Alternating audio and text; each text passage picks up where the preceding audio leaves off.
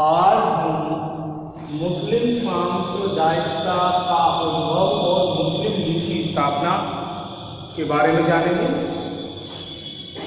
जैसा कि हमने देखा कि भारत में स्वतंत्रता आंदोलन चल रहा था, तो उस समय भारत में हिंदू मुसलमान सभी एक साथ एकजुट होकर स्वतंत्रता संग्राम में शामिल थे और उन्होंने एक दूसरे का बढ़ चढ़कर सहयोग दिया।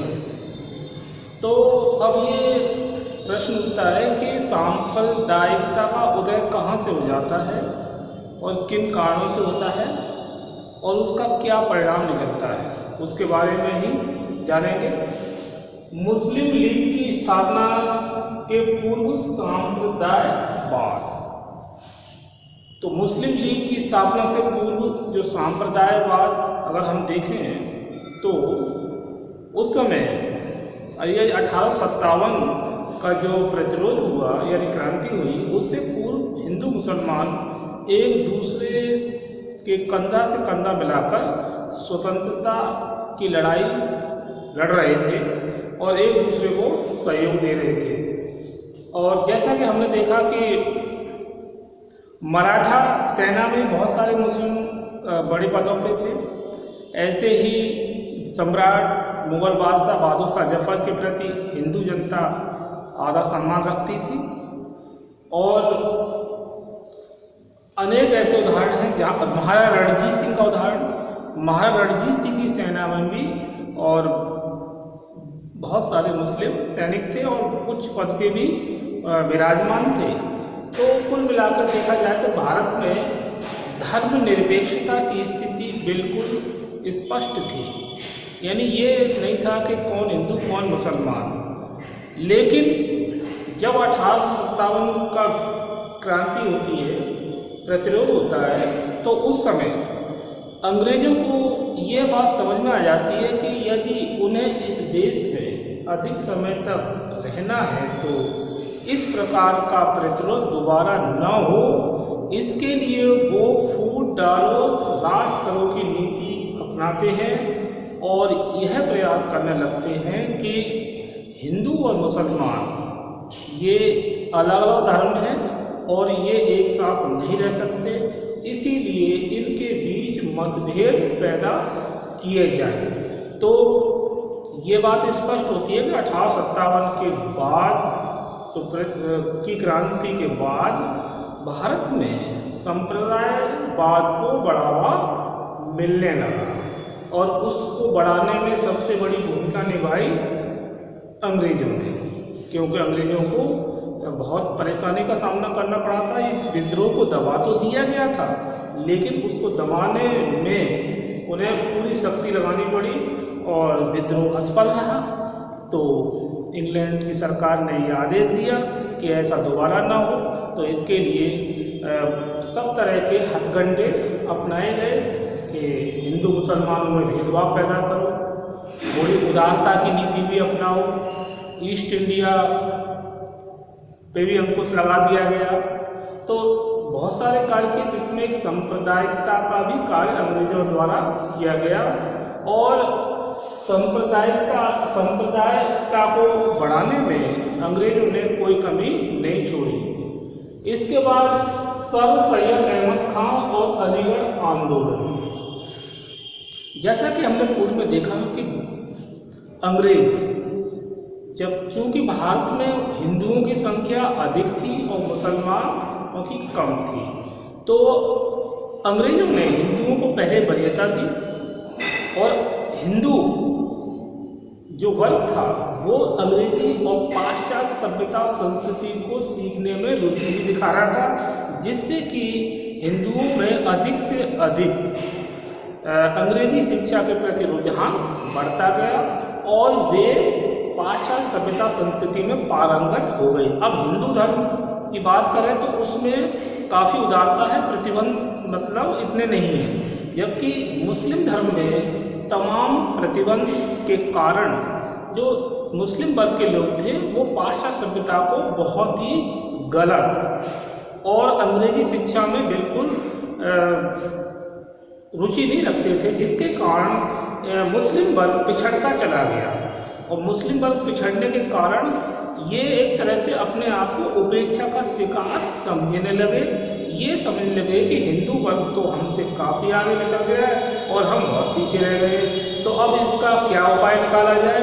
तो इस असमंजस की स्थिति पैदा ऐसी हो गई कि अब मुस्लिम वर्ग को ये लगने लगा कि एक तरफ तो हमारा धर्म, अगर हम धर्म के विरुद्ध कोई कार्य करें तो हमें धर्म के द्वारा एक तरह से हमें दंड भी प्राप्त हो सकता है, कठोर जो मतलब नियम कानून बने हुए हैं उसको हम त्याग नहीं सकते। तो ऐसे समय में सर सैयद अहमद खां आगे आए और उन्होंने इस बात की भावना का प्रचार प्रसार किया कि शिक्षा प्राप्त करने में कोई बुराई नहीं, चाहे वो अंग्रेजी शिक्षा हो, किसी भी धर्म की शिक्षा हो, शिक्षा में कोई बुराई नहीं होती।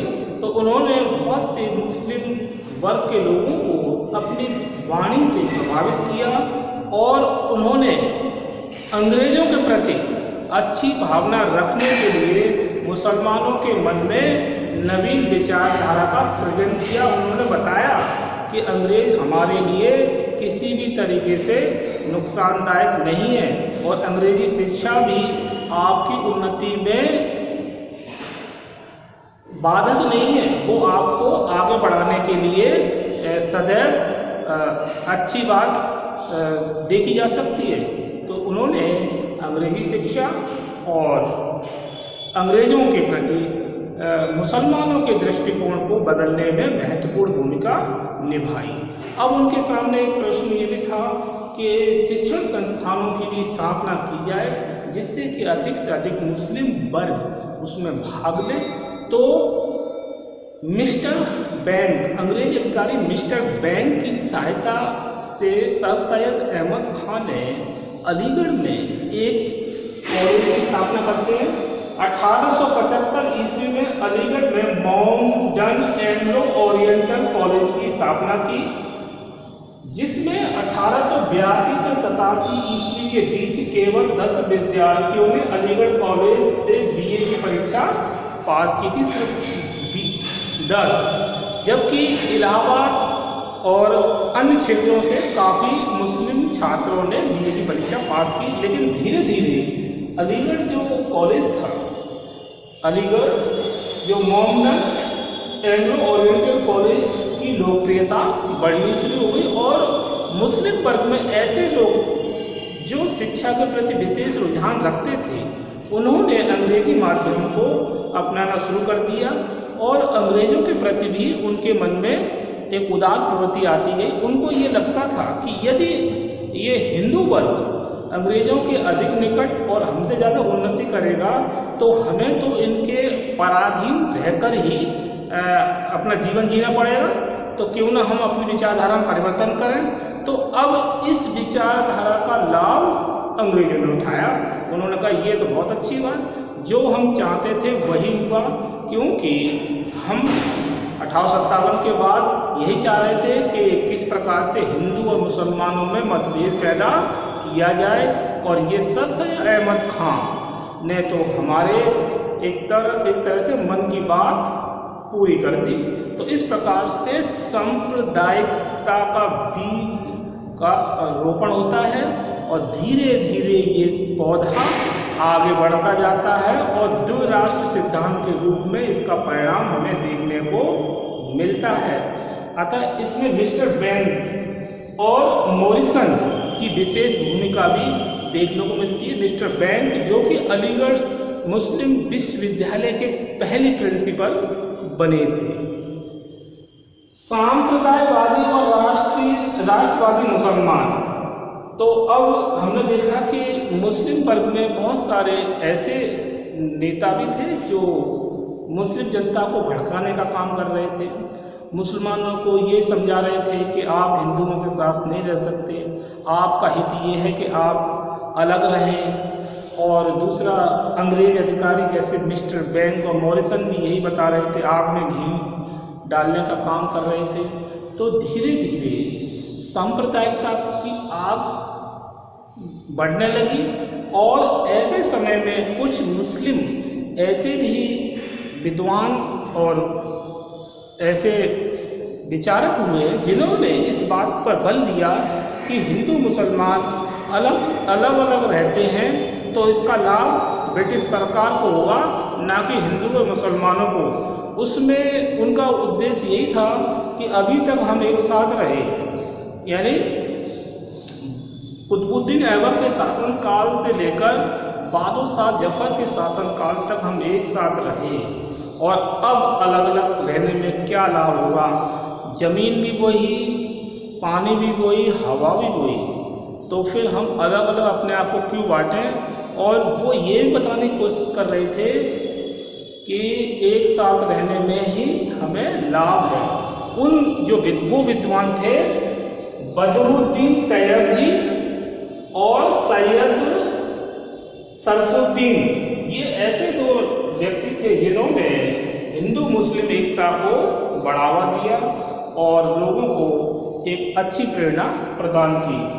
अलीगढ़ जो विश्वविद्यालय या अलीगढ़ था वो संप्रदायवाद का केंद्र बन गया था, क्योंकि वहाँ से एक तरह से संप्रदायवाद की जो ज्वाला भड़काई जा रही थी कि आप हिंदू मुसलमान एक साथ नहीं रह सकते, अलग अलग रहो और अंग्रेजों के प्रति आस्था की भावना बनाओ, जिससे कि हिंदुओं को अपने आप ही ईर्ष्या पैदा होगी। तो ये इस तरह से एक तरह से खेल चल रहा था, इसमें अंग्रेजों को ही लाभ हुआ।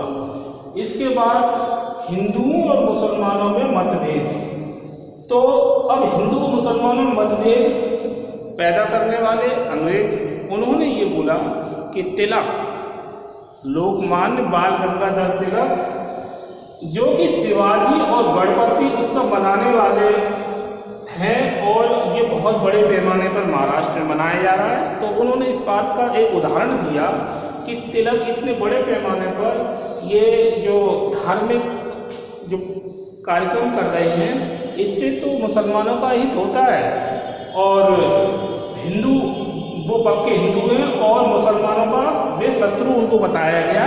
किसने?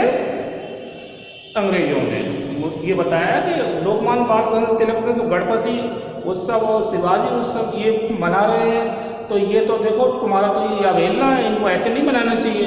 तो इस बात की अंग्रेजों ने ये बात भड़काई और 1905 में लॉर्ड कर्जन द्वारा बंगाल का विभाजन फूट डालने की नीति का एक द्योतक दिखाई देता है। 1905 में लॉर्ड कर्जन ने स्वतंत्रता आंदोलन की गति को धीमा करने और उसको समाप्त करने के लिए बंगाल को दो भागों में विभाजित किया, पूर्वी बंगाल और पश्चिम बंगाल। उनका उद्देश्य ये था कि अगर भारत में इसी तरह से स्वतंत्रता संग्राम की गति बढ़ती गई तो भारत में वो दिन दूर नहीं कि अंग्रेजों को भारत छोड़कर वापस इंग्लैंड जाना पड़ेगा। तो उन्होंने मुसलमानों को यही बात भड़काई कि आप हिंदुओं के साथ सुरक्षित नहीं है, इसीलिए आप पूर्वी बंगाल में रहो और ये हिंदू पश्चिम बंगाल, जो आबादी का प्रतिशत था मुस्लिम और हिंदू के आधार पर उन्होंने 1905 में इसका विभाजन कर दिया। इससे इसकी काफ़ी हद तक आलोचना की गई। तो ये संप्रदायवाद को भड़काने में एक तरह से मील का पत्थर माना जा सकता है। लॉर्ड कर्जन की ये नीति संप्रदायवाद को बढ़ाने की नीति थी, यानी फूट डालो राज करो की नीति। इसके बाद मुस्लिम लीग की स्थापना के कौन कौन से कारण थे, अब हम देखेंगे कि मुस्लिम लीग जिसकी स्थापना में ढाका के नवाब सलीम उल्लाह खां का विशेष योगदान माना जा सकता है। और इस नीति के जो स्थापना हुई उसमें कुछ रीजन्स थे, जैसे मुसलमानों की अधोगति। अब मुसलमान की अधोगति का रीजन या कारण ये था कि मुस्लिम जो समाज का वर्ग था वो धार्मिक कट्टरता को अपनाए हुए था। वो ऐसा कोई कार्य करना नहीं चाहता था जो उनके धर्म के विरुद्ध हो। अभी भी वर्तमान में हम देखें तो ऐसे कुछ देश हैं जो अपनी उसी धार्मिक कट्टरता की परंपरा को अपनाए हुए हैं, जिससे कि वो पिछड़े हुए हैं विश्व के जगत में। तो मुसलमान जो अपने धार्मिक कट्टरता की भावना से ओतप्रोत, जबकि हिंदू अपनी उदारता की नीति अपनाए हुए थे। उन्होंने अंग्रेजी शिक्षा, पाश्चात्य शिक्षा और तमाम अपने आप को पारंगत कर दिया। अब इससे क्या हुआ कि धीरे धीरे हिंदू तो उन्नति करते गए और संख्या में भी ज़्यादा थे। तो अब ये क्या था ना कि इसको जो अंग्रेजों ने ये समझाना शुरू कर दिया कि देखो आप तो पीछे रह गए और ये हिंदू कितने आगे निकल गए, जबकि दोष किसका था? विचारधारा का दोष था। मुसलमानों ने कभी पाश्चात्य सभ्यता संस्कृति को कोई महत्व नहीं दिया, अंग्रेजी शिक्षा को वो गलत मानते थे, धर्म के विरुद्ध मानते थे। उनका मानना था कि इससे तो हमारा धर्म अपवित्र हो जाएगा। लेकिन जब सर सैयद अहमद खान इस बात को समझाते हैं कि धर्म में शिक्षा का कोई प्रतिबंध नहीं होता, शिक्षा ही होती है, व्यक्ति को ज्ञान ही उसको उन्नति की ओर ले जाता है, तो लोगों को, मुस्लिम वर्ग के लोगों को समझ में आया। तो मुसलमानों की अधोगति ही मुस्लिम लीग की स्थापना का एक कारण थी। नंबर 2, 1857 का महान विद्रोह मुस्लिम समुदाय। अब 1857 के विद्रोह में सभी ने, मुस्लिम हिंदू ने समान रूप से भाग लिया। दोनों ने अपना पूरा मतलब समर्थन किया। हिंदू जनता मुगल सम्राट बहादुर शाह जफर को अपने एक श्रद्धा की दृष्टि से देखती थी। लेकिन अब इसका क्या हुआ कि 1857 के प्रतिरोध के बाद लाभ मुसलमानों को ये लगने लगा कि इसका लाभ तो हिंदू ले रहे हैं, हमें तो क्या लाभ हुआ, कुछ नहीं हुआ। और 1857 के प्रतिरोध के बाद मुगल बादशाह बहादुर शाह जफर को रंगून भेजना, उनके परिवार के लोगों की हत्या कराना, इस प्रकार से मुसलमानों को ये लगने लगा कि भारत में अब मुसलमान सुरक्षित नहीं है। अतः उनके लिए यदि कोई संगठन नहीं बनता है तो भविष्य में उनकी स्थिति और अधिक दयनीय हो जाएगी। यही अंग्रेज मुसलमानों को भी समझाते रहे और उनके विरुद्ध कार्य भी करते रहे और फूट डालो शासन करो की नीति भी अपनाई है। इसके बाद अलीगढ़ आंदोलन। तो अलीगढ़ आंदोलन में हम देखते हैं कि यहाँ पर सर सैयद अहमद खान और वहाबी आंदोलन के प्रवर्तक सैयद अहमद बरेलवी, इन्होंने महत्वपूर्ण भूमिका निभाई। कि सैयद अहमद बरेलवी जो थे पहले मक्का में ये अपना आंदोलन चलाए हुए थे और मक्का के बाद ये भारत में आते हैं और मुस्लिम वर्ग को एक प्रेरणा प्रदान करते हैं कि आपका हित हिंदुओं के साथ रहने में नहीं है और आपको अलग हो जाना चाहिए, और अंग्रेज भी यही कह रहे हैं। तो इस बात की भावना को उन्होंने कठोरता से लोगों से पालन कराया। उन्होंने कहा कि आप संकल्प लें कि आपको अपना अलग, एक तरह से अलग अपनी इमेज बनानी है, अपने को उन्नति की मार्ग पर ले जाना। और सर सैयद अहमद खान ने तो विश्वविद्यालय स्थापित करके वह काम कर दिखाया जो एक तरह से मतलब पहले पूर्व में किसी ने नहीं किया। तो सैयद अहमद खान चूँकि उन्होंने मुस्लिम विश्वविद्यालय स्थापित करके एक अच्छा कार्य किया, क्योंकि लोगों को शिक्षा देना और शिक्षा के लिए प्रेरित करना एक अच्छी बात है, लेकिन अप्रत्यक्ष रूप से यह विश्वविद्यालय मुस्लिम सांप्रदायिकता का गढ़ बन गया और धीरे धीरे मुस्लिम उपराष्ट्रवाद की ओर अग्रसर हुआ, और जिसको बाद में अंग्रेजों ने 1947 में 2 राष्ट्र सिद्धांत की नीति अपनाते हुए 2 राष्ट्रों का निर्माण करने पर बल दिया, जो वर्तमान में हम भारत और पाकिस्तान के रूप में देखते हैं। इसके बाद उग्र हिंदू धार्मिक आंदोलन। तो उग्र हिंदू धार्मिक आंदोलन उस समय क्या था कि स्वामी विवेकानंद, स्वामी दयानंद सरस्वती, राजा राम मोहन राय, ये सारे जो विचारक और समाज सुधारक ये हिंदू धर्म की बुराइयों को दूर करने में लगे हुए थे और ये भारत के राष्ट्रीय गौरव को पुनः भारत में लौटाना चाहते थे। और स्वामी दयानंद सरस्वती ने तो गौरक्षणी एक संगठन भी बनाया था, सभा की स्थापना की थी। इनका मानना था कि गौ हत्या करना बहुत बड़ा पाप है और गायों की हत्या करने पर रोक लगाने के लिए एक संस्था की स्थापना की गई। और धीरे धीरे मुसलमानों को ये लगने लगा कि हिंदू वर्ग तो हमसे बहुत आगे चला गया है और ये वो काम कर रहा है क्योंकि हिंदू वर्ग में या वैदिक धर्म में गो हत्या एक ब्राह्मण हत्या के बराबर या एक बहुत बड़ा जघन्य अपराध बताया गया है शास्त्रों में, जबकि मुसलमान इसको बुरा नहीं मानते हैं। तो इस प्रकार की विचारधारा से उनके बीच में टकराव पैदा होने लगा। उन्होंने कहा कि ये तो बहुत सारे नियम हम जो हमारे लिए अच्छे हैं वो हिंदुओं के लिए अच्छे नहीं हैं, तो इससे तो हमारे बीच में टकराव हमेशा बना रहेगा। खान पान रहन सहन वेशभूषा में तो अंतर है ही।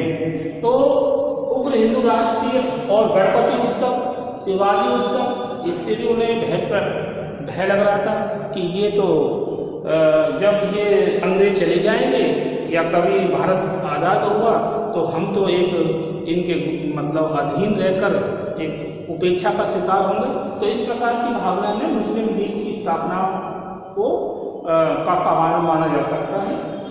ब्रिटिश नौकरशाही की भूमिका, तो ब्रिटिश नौकरशाही की भूमिका इसमें सबसे बड़ी रही। अगर अंग्रेज चाहते तो हिंदू मुसलमान एक ही रहते, अंग्रेज चाहते तो ये भारत देश कभी विभाजित भी नहीं होता।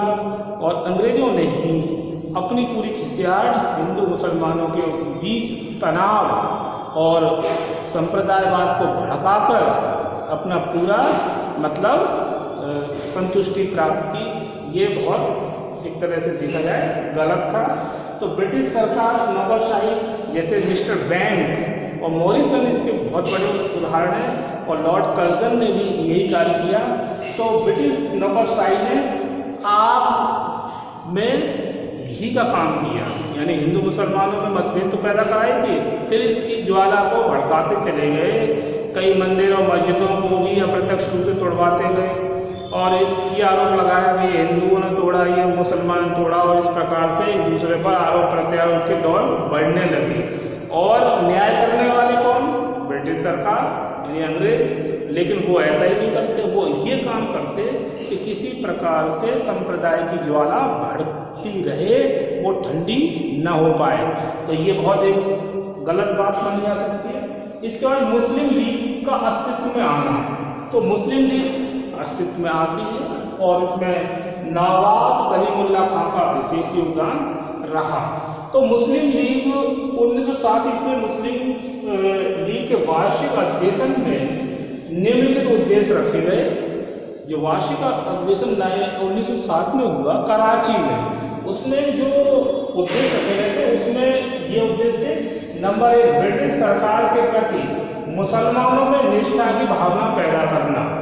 मतलब मुस्लिम लीग का ये उद्देश्य था इस कराची अधिवेशन में कि मुसलमानों में अंग्रेजों के प्रति निष्ठा की भावना को बढ़ाओ, क्योंकि अंग्रेज ही मुसलमानों को हिंदुओं के प्रभुत्व से बचा सकते हैं और उन्हें न्याय दिला सकते हैं। मतलब एक तरह से विचारधारा को मोड़ दिया गया। दूसरा, भारतीय मुसलमानों के राजनीतिक तथा अन्य अधिकारों की रक्षा करना। दूसरा था कि भारतीय मुसलमान हैं, दो तरह के मुसलमान थे, एक तो बाहर से आए हुए, दूसरा भारत में जो धर्म परिवर्तन करके मुसलमान बने थे, उन दोनों वर्ग के मुसलमानों को उनके हितों को और उनके अधिकारों को अधिक से अधिक उनकी रक्षा करना इस लीग का उद्देश्य था। इसके बाद तीसरा, अन्य समुदायों से मित्रतापूर्ण व्यवहार सहयोग बनाए रखने का प्रयास भी करना। ऐसा नहीं है कि बिल्कुल एक लड़ाई झगड़े पैदा हो जाए, मतलब जब रह ही रहे एक जगह तो आपस में मित्रता बनाए रखें और अपना विवेक से भी काम लें। तो जैसे बदरुद्दीन तैयब जी और सैयद सरफुद्दीन ने ऐसा ही उदाहरण पेश किया। तो इस तरह से जो संप्रदायवाद जो भड़काया अंग्रेजों ने, वो उनकी एक तरह से सबसे निम्न कोटि की एक तरह से कार्य माना जा सकता है। उन्होंने कभी नहीं चाहा कि भारत में शांति व्यवस्था बनी रहे और भारत के लोग उन्नति कर सकें। अब हिंदू मुस्लिम की जो भड़काने की नीति उनकी थी, वो सबसे एक तरह से निंदनीय कही जा सकती है। तो आज हमने मुस्लिम लीग की स्थापना के पूर्व सांप्रदायिकवाद की स्थिति, सर सैयद अहमद खां और अलीगढ़ आंदोलन के बारे में जाना। मुस्लिम संस्थाओं की स्थापना में हमने देखा के रजिस्टर्ड बैंक की सहायता से सर अहमद खान ने यूनाइटेड इंडियन पैट्रियोटिक एसोसिएशन की स्थापना की थी। इसके बाद सांप्रदायवादी व राष्ट्रवादी मुसलमानों के बारे में जाना, और उदारवादी जो थे बदरुद्दीन तैयबजी, सैयद शमसुद्दीन, ये दोनों ने अच्छा एक सकारात्मक विचार अपने रखे, लोगों को प्रेरित किया। हिंदू और मुसलमान मतभेद कैसे पैदा हुए और कर्जन ने उसमें क्या भूमिका निभाई। फिर मुस्लिम लीग की स्थापना के कारणों को हमने जाना। इसके बाद मुस्लिम लीग जो 1960 में कराची अधिवेशन होता है उसमें उसने क्या उद्देश्य रखे थे। तो आज इस वीडियो में इतना ही, इसके आगे नेक्स्ट वीडियो में समझेंगे। ओके।